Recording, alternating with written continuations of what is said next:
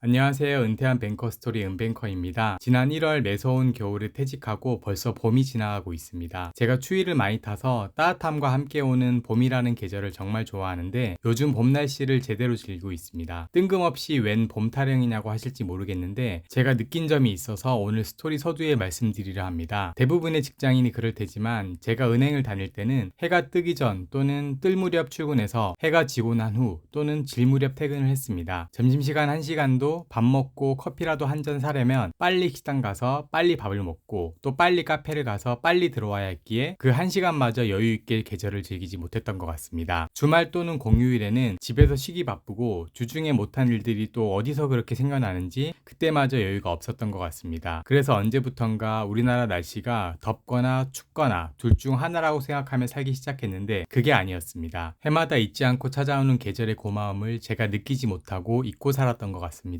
우리나라 봄이 이렇게나 긴지 체감하는 요즘입니다. 여러분들도 너무 늦지 않은 시점에 이런 여유를 느낄 수 있는 날이 오기를 경험 선배로서 응원하겠습니다. 오늘 스토리는 제가 3개월째 운영 중인 숙박업의 어려움과 제 나름의 해결 방법에 대해 말씀드려 볼까 합니다. 현실적인 사례를 통해 사업 준비 중인 분들께 도움이 되었으면 좋겠습니다. 그럼 시작하겠습니다. 첫째, 약 100명의 월세를 받으며 약 100가지 고객 민원을 마주합니다. 이게 오늘 내용의 핵심인데 제가 운영 중인 사업장 두 군데의 객실 수가 약 80개입니다. 그중 일부는 외국인 등 단기 고객이기에 한 달에 약 100명의 고객을 만난다고 봐야 합니다. 고맙게도 만실이라 월세도 약 100명에게 받지만 약 100가지 민원도 함께 온다고 마음 먹어야 합니다. 소음 문제, 공용시설 이용 문제부터 누가 신발장을 열어놔서 지나가다 부딪혔다, 실내화가 없어졌다 등 다중 이용 시설이기에 발생되는 민원들부터 월세 지연 납부, 예약 무료 취소 요청 등 운영에 대한 어려움까지 정말 다양합니다. 또한 외국인과의 문화적 차이에 따른 소통은 제가 지난번에도 말씀드렸듯이 우리나라에 너무나 다양한 국적의 외국인이 오기에 정말 다양하게 발생하는 소통의 어려움입니다. 제가 외국인 고객의 효율적인 응대를 위해 각 국적별 특징에 대해 빅데이터를 수집 중인데 언젠가 번외편으로 따로 스토리를 통해 말씀드려 보겠습니다. 이러한 민원들에 대한 저희 대처 방법은 원칙에 따라 마음 약해지지 말자입니다. 다들 저마다의 사정이 있고 들어보면 일면 수긍이 갑니다. 제가 사업 준비 단계에서 들은 강의에서 이 업계 유명하신 분이 그 저마다의 사정을 애써 모른 척 해야 한다고 말씀하셨었는데 그 말뜻을 이제는 이해하겠습니다. 사정을 다 들어주면 할 수 없는 게 이 사업입니다. 특히 월세 지연 납부는 사업 초기 확실히 인식을 시켜줘야 전에는 안 그랬는데가 안 통하게 됩니다. 은행에서 많이 듣던 누구는 해주던데에 단련되어서 이건 잘 대처할 수 있었네요. 얼마 전 줄기차게 예약 무료 취소 요청하는 외국인이 있었는데 저희처럼 만실로 운영되는 숙소에 누군가는 그분 때문에 예약을 못했을 거라 생각하며 그 누군가의 기회와 형평성에 맞지 않다고 제 마음을 다잡으며 단호히 거절하였습니다. 그리고 소음 문제, 다중시설 이용 문제는 안내문 부착, 단체 문자 발송 등으로